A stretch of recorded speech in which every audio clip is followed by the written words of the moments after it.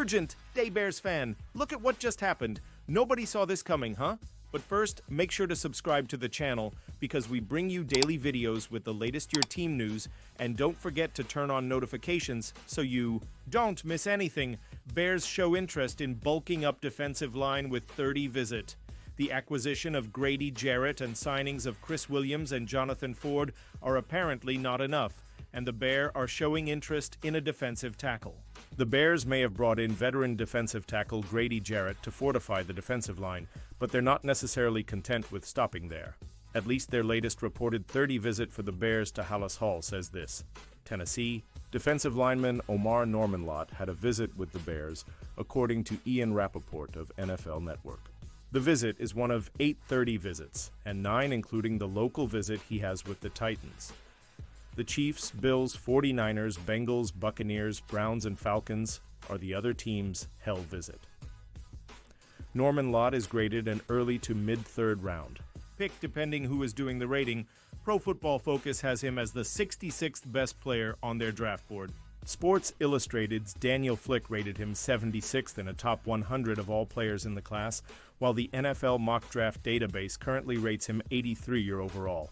Normanlott would be an understudy of sorts to Jarrett because he's regarded a bit undersized at 6'2", 291 pounds. Normanlott didn't run the combine 40-yard dash, but NFL Draft Scout posted pro day times of 5, 17 and 5, 17 seconds.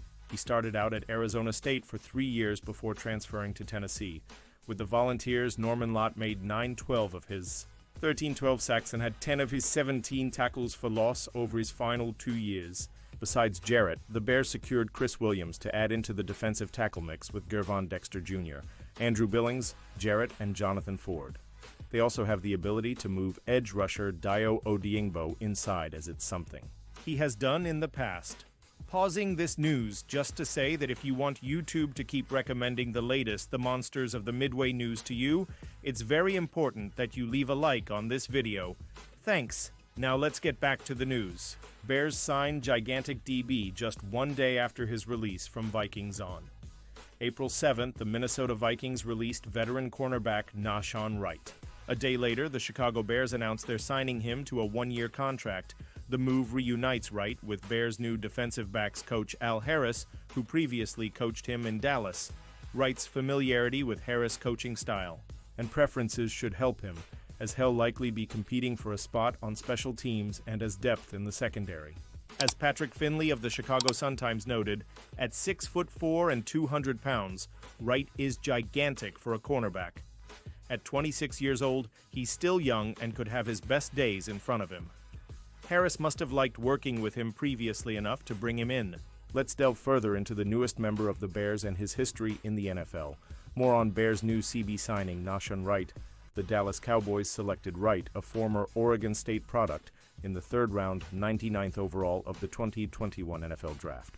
Over his 3 seasons with Dallas, Wright appeared in 33 regular season games, starting 3. His tenure with the Cowboys saw him amass 37 total tackles, including 27 solo tackles and a TFL, along with 5 passes defensed and an interception. In August of 2024, the Cowboys traded Wright to the Vikings in exchange for cornerback Andrew Booth Jr. His time in Minnesota was brief. He appeared in just 1 game during the 2024 season, contributing 15 snaps on special teams. The majority of his stint with the Vikings was spent on the practice squad. Now he has a new opportunity with a familiar coach. Can Wright carve out a role for himself in Chicago? Given Wright's unique physical attributes, particularly his exceptional height, he does present intriguing possibilities. His stature allows him to match up well against taller receivers, potentially making him a valuable asset in red zone situations and against teams with sizable receivers. While his on-field production has been modest thus far, the Bears and Harris could utilize Wright in specific packages that leverage his length and reach to disrupt passing lanes and contest catches more effectively.